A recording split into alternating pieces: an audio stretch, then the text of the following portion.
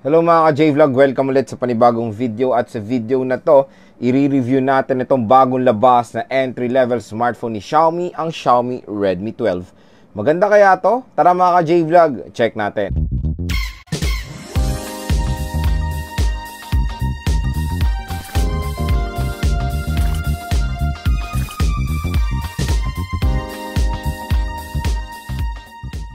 So si Xiaomi 12 po mga J-Vlog ay available na dito sa Philippines starting September 20, 2023. At meron tong dalawang variants na nilabas dito sa Philippines. So yung unang variant ni Xiaomi Redmi 12 ay merong 8GB RAM and 128GB of internal storage na merong presyo dito sa Philippines na 7,999 pesos or almost 8,000 pesos.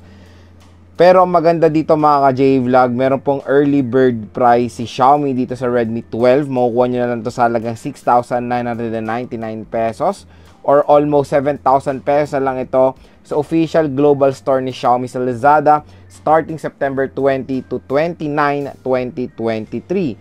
So yan, napakamura, 1,000 off na lang itong Redmi 12. At syempre kung gusto niyo pa na mas bigger storage, available din siya sa 8GB 256. Nagkakalaga lang ng 8,999 pesos or almost 9,000 pesos. Available po yan sa Shopee and sa Lazada. And available din siya sa 0% installment via home credit. So yun mga ka-J-Vlog, napaka ganda ng deal ni Xiaomi dito sa Redmi 12 sa early bird promo nila. So kung interesado kayo dito sa Redmi 12, ilalagay ko po yung link nito sa description. So dito sa ating review mga ka-J-Vlog, titignan natin kung sulit nga ba itong si Xiaomi Redmi 12. So next naman po mga ka-J-Vlog, gusto kong i-share sa inyo yung mga nagustuhan ko dito sa Xiaomi Redmi 12 and kung bakit maganda rin siya consider na bilhin yung entry level smartphone. Number 1 sa kanyang screen. So itong nakakatuwa dito sa Redmi 12 mga ka-J-Vlog, ang laki po ng screen size na itong smartphone na to. Biruin yun, nasa 6.79 inches siya, almost 8 inches na siya mga ka-J-Vlog. At ang maganda dito, mataas pa ang resolution na ma-offer niya, Full HD Plus 1080p. So yon, panigurado pag nanonood kayo dito, mas may enjoy nyo dahil sa kanyang mas mataas sa resolution. And of course sa gaming, malaking tulong din yung mas mataas sa resolution, mas ine-enhance pa yung graphics na nilalaro nyo. So okay na okay rin na support niyang 9Hz screen refresh rate for smoother animation. So yun, okay na okay. So panigurado bibigyan kayo ni Xiaomi Redmi 12 ng isang convenient na viewing experience sa isang smartphone.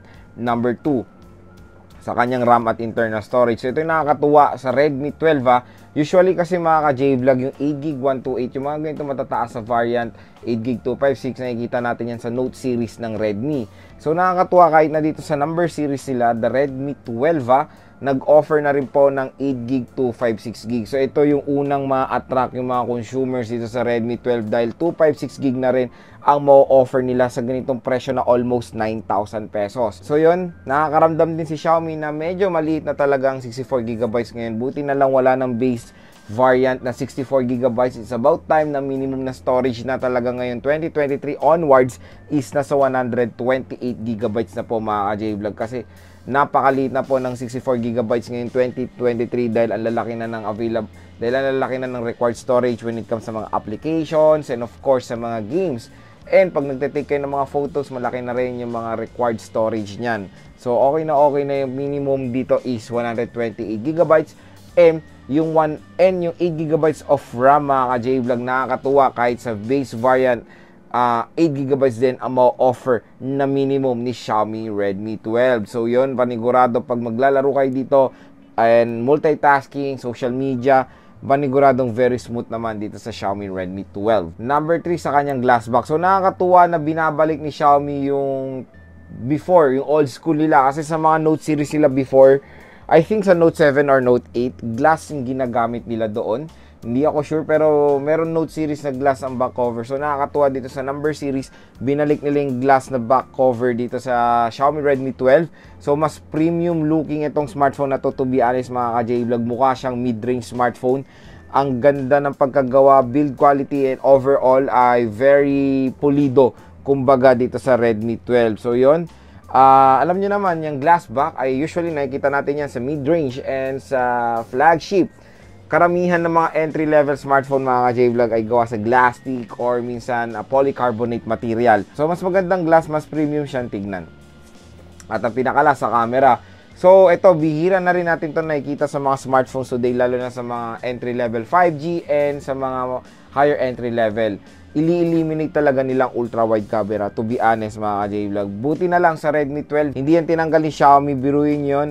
Meron po ultra-wide camera and macro lens si Xiaomi Redmi 12. So finally, merong sense yung triple camera sa isang smartphone. Hindi nila nilagyan ng depth sensor or AI camera. Mga useful na lens po ang nilagay ni Xiaomi dito, like ultra-wide and macro lens. So yon, when it comes sa camera, malaking advantage ni Redmi 12 yan sa mga ibang competitors niya, kasi usually mga ibang competitors niya hindi talaga nagfo-focus sa camera eh. Basta ma-meet nila yung expectation when it comes sa specs, yung camera minsan nakakalimutan na nila. Dito sa Redmi, hindi, pinantay or binalance niya yung specs when it comes sa chipset and of course sa camera. So yun, bibigyan naman kayo ni Xiaomi Redmi 12 ng isang reasonable na photo quality. So lang mga J-Vlog yung mga nagustuhan ko dito sa Xiaomi Redmi 12. So sana po nakatulong po sa inyo to kung nagde-decide kayong bumili netong bagong labas na entry-level smartphone ngayon ni Xiaomi. So next on mga ka-J-Vlog, explore natin netong build quality ni Xiaomi Redmi 12. So una nyo mapapansin dito talaga is yung glass back cover netong smartphone na to. So 'di ba ang ganda po mga ka-J-Vlog, very new sa isang entry-level smartphone kasi karamihan ng entry-level glass polycarbonate ang ginagamit or plastic. New na, bagong-bago yan dito sa Redmi na glass finally ang nilagay nila. Pero nalagay nila to before, I think sa mga Note series. Naganda na sa number series nila, nilagay na rin nila itong glass back cover. So ang maganda rin dito sa frame niya ay matte finish, so hindi siya kapitin ng mga fingerprints. Sa glass naman, since black siya mga ka-J-Vlog, medyo visible ang mga fingerprint natin dito. So punas-punasan nyo lang. Okay lang na punas-punasan niya, hindi niya magagasgasan dahil glass po ang likod nitong smartphone na to. Maganda rin yung pagka-design ng camera niya. Ayan. Magkakaiwala yung camera module ng bawat lente. And yon, box type po ito si Redmi 12 na super kong nagustuhan mga ka-J-Vlog, to be honest. So explore natin yung mga buttons and port. Sa right side nandito ang kanyang power button and yung fingerprint scanner.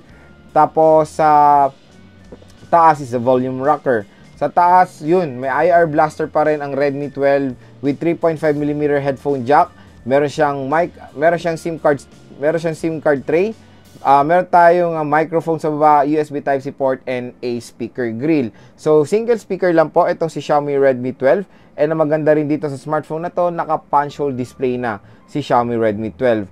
Okay na okay sa akin yung aspect ratio niya. Mahaba siya mga ka-J-Vlog. For me, okay naman po siya for one-handed operation. And very smooth po ang kanyang display or yung screen. Salamat yan sa kanyang 90Hz screen refresh rate. Xiaomi Redmi 12 ay meron triple rear camera. Yung main camera niya is merong 50 megapixels f1.8 aperture. Meron siyang 8 megapixel ultra wide na merong f2.2 aperture and a 2 megapixel macro lens na merong f2.4 aperture. Meron siyang LED flash at capable siya ng Full HD 1080p video recording up to 30 frames per second. Pagdating naman sa front camera, meron tayong 8 megapixels f2.1 aperture na capable din ng Full HD 1080p video recording at 30 frames per second.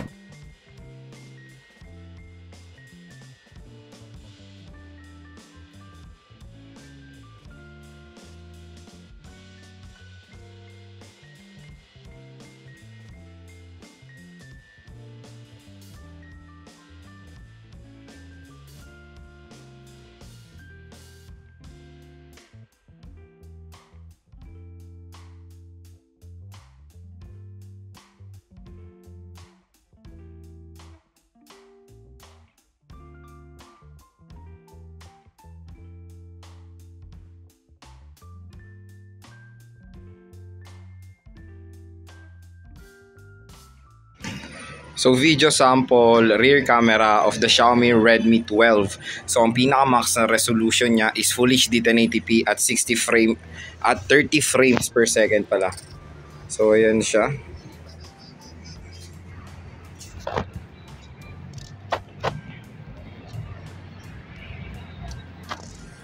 So video sample front-facing camera of the Xiaomi Redmi 12. So ang pinaka-max resolution niya is Full HD 1080p at 30 frames per second. Same lang yung rear at front camera nito sa video quality or sa video resolution. So yun yung front cam niya. Okay, malinaw din. Diba? Sa screen naman, si Xiaomi Redmi 12 ay merong 6.79 inches IPS LCD display na may resolution na Full HD Plus 1080 by 2460 pixels na meron 399 pixels per inch. Support niya ang 9Hz screen refresh rate at naka-punch hole display siya. Sa OS naman, out of the box, si Xiaomi Redmi 12 ay naka-Android 13 with MIUI 14. Sa chipset, meron siyang MediaTek Helio G88. Meron tayong octa-core CPU na merong clock speed na up to 2.0 GHz and sa GPU meron tayong Mali G52 MC2. Dalawang kanyang biometrics which is face unlock at fingerprint scanner at pagdating naman sa battery, meron tayong 5,000 mAh na removable battery na support ang 18-watt fast charging. Next one mga ka-J-Vlog, pag-usapan natin yung gaming performance ni Xiaomi Redmi 12. So itong smartphone na to ay equipped ng isang gaming chipset sa entry-level segment na MediaTek Helio G88. So, itong chipset na to with the GPU of Mali G52. So, itong smartphone na to mga ka-J-Vlog ay na-game test ko na po. Nakapaglaro na ako ng mga few games dito tulad na lang ng ML and COD. So, yon okay rin naman yung kanyang performance when it comes sa ML dahil meron siyang ultra graphics, high refresh rate. So, sa ganyang settings, nakakalaro naman ako na mabuti ng ML dito. Meron tayong mga few minor lang naman na frame drops pero manageable naman siya, hindi naman siya ganun big deal when it comes sa gaming dito sa Xiaomi Redmi 12. And very comfortable ako naglalaro dito mga J-Vlog dahil ang laki po ng display nito, to be honest, almost 6.8 inches. So meron kayong malaking space pag naglalaro, may enjoy nyo lalo ang gaming experience dito sa Redmi 12. COD, nakapaglaro na ako ng Battle Royale. Meron tayong mga few frame drops din habang naglalaro. Pero yun, napakasaglit lang naman ng mga frame drops and very minor lang. Hindi naman siya nakaka-affect sa buong gameplay natin sa COD. So yun, playable naman ng mga modern games dito tulad na lang ng COD, ML, Genshin, LOL at marami pang iba. So okay rin yung kanyang specs when it comes sa gaming, G88 na chipset. And malaki yung battery capacity, 5,000 mAh. So hindi na kayo problema dito na sa kanyang battery life, of course, kayang-kaya nitong tumagal din ng ilang oras when it comes sa gaming. And syempre ang isang spotlight dito yung kanyang napakalaki talagang display. Of course, yung kanyang napakalaking storage which is 256GB na po ang kanyang internal storage. So next one mga ka-J-Vlog, explore natin yung camera ni Xiaomi Redmi 12. So, nandito tayo ngayon sa photo mode. Ayan. So, nandito tayo ngayon sa photo mode. Ayan, pwede nyo na itago yung mga icon sa taas. So, yan. Meron tayong flash, aspect ratio. Meron siyang HDR. Macro, dito natin ma-activate yung isang lente niya which is macro lens. Meron siyang timer, Google Lens, voice shutter, tilt shift, time burst, and setting. Ano itong voice shutter? So, say cheese to take photo. Wow, very high-tech ha. Cheese! Wow, galing no? So yun, meron siyang voice shutter para hindi kayo mahirapan. Cheese. Cheese dog. Ayun, cheese dog. Cheese dog. O yun. So yun, meron siyang voice shutter, very high tech. 0.5 for ultra wide camera. Ayan. Meron tayong 5 times zoom na hanggang 10 times digital zoom po tayo. Sa video naman, ang pinakamax resolution niya is Full HD 1080p at 30 frames per second. Meron tayong time-lapse or time-lapse, portrait for background blur, night mode for low light shots, and kung gusto niyo magamit yung full potential ng kanyang camera, go for the 50 megapixel mode for more high definition na photos. Sa front camera naman, ayan, hello, what's up mga ka-J-Vlog, ayan. Same settings din naman. Video, Full HD 1080p rin at 30 frames per second. And sa portrait, meron tayong background blur.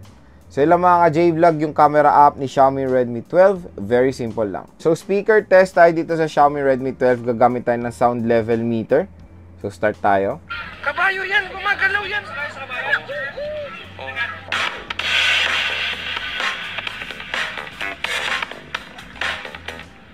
So yan, good morning sa Baguio City. Oh, good morning na. Since 10 a.m. Tira kagabi yung kainin namin sa Grab Video.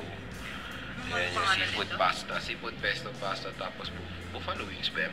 So ito yung na-measure ng ating sound level meter na sa 91.8 decibel. So yes, malakas naman mga ka-J-Vlog yung speakers na ma-offer ni Xiaomi Redmi 12 kahit na isa siya. So yun lang nakalungkot, hindi siya dual stereo speakers para sana mas maganda yung kanyang bass quality. Kaya kung i-rate ko yung speaker nito sa kanyang presyo, 1 ang lowest, 10 ang highest, ang score ko po dito nasa 7.5. So biometrics test tayo dito sa Xiaomi Redmi 12. Unahin natin yung kanyang fingerprint scanner. So start tayo.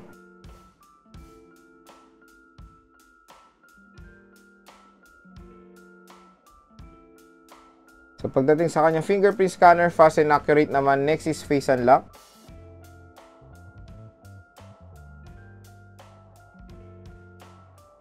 So pagdating sa face unlock, fast and accurate din. So battery test tayo dito sa Xiaomi Redmi 12. Maglalaro tayo ng 30 minutes. Tingnan natin kung ilang battery percent ang mabawas.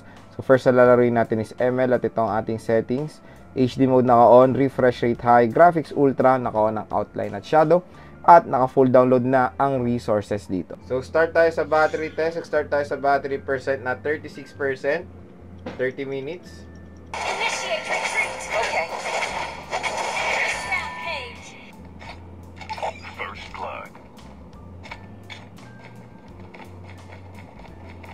So yun mga J-Vlog, 30 minutes na. Tingnan natin kung ilang battery percent na lang natira. So may natira pang 26% sa 30 minutes natin na paglalaro dito sa Xiaomi Redmi 12. So 10% lang po ang nabawas. So yan mga ka-J-Vlog, nakita nyo na po si Xiaomi Redmi 12. Ang tanong kung sulit nga ba itong smartphone na to. Kung ako po tatanungin, definitely mga ka-J-Vlog, napakasulit po ni Xiaomi Redmi 12. Lalo na po sa kanyang RAM. Lalo na po sa kanyang RAM at ROM. Yan yung una kong napansin dito when it comes sa entry level segment. Bihira pa rin natin nakikita ang 256GB. Usually, nasa mid-range yan. So, nakakatuwa na kahit na entry-level smartphone ngayon ay nagpo-provide na ng 256GB na internal storage. So, yon kung gaming ang focus nyo, maganda pong i-recommend ang 256GB na variant. Almost 9,000 pesos lang. Napakasulit po mga J-Vlog. And since okay rin naman pang gaming ito si Redmi 12 dahil sa kanyang chipset, MediaTek Helio G88. Kayang-kaya po yan mag-handle ng mga heavy games sa eye settings and including ML, Genshin playable din dito, Firelight 84, COD, LOL, at marami pa pong iba. And hindi lang po sa gaming maganda, si Xiaomi, okay rin ang kanyang camera performance sa isang entry-level smartphone, very reasonable. At ang ma-attract kayo dito is yung kanyang ultra-wide camera. So nakapag-provide si Xiaomi sa atin ng isang ultra-wide camera ngayon sa entry-level segment na bihira na rin po natin nakikita yan sa entry-level smartphone. Usually, ang nilalagay ng iba is depth sensor or AI lens. Parang marketing getup na lang yung ganyan eh. Sana lagyan. So yun, si Xiaomi hindi ganyan. Nilagyan nila to ng mga useful na lente like macro and ultra wide. So yun mga ka-J-Vlog, kung naghanap kayo ng isang malupit na entry-level smartphone na mukhang flagship kasi meron siyang glass back cover, consider nyo na si Xiaomi Redmi 12. At kung interesado po kayo dito, okay, mag-alala mga ka-J-Vlog, ilalagay ko po yung link na to sa description.